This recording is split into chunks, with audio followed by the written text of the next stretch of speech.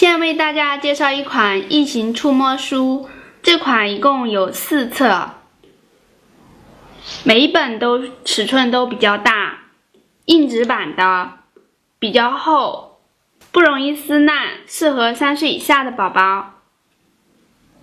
这个猴子的肚子这里是带有毛的，可以触摸。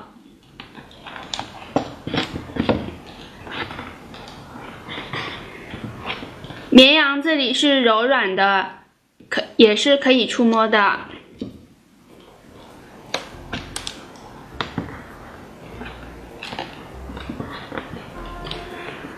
仓鼠的肚子也是绒绒的，可以触摸。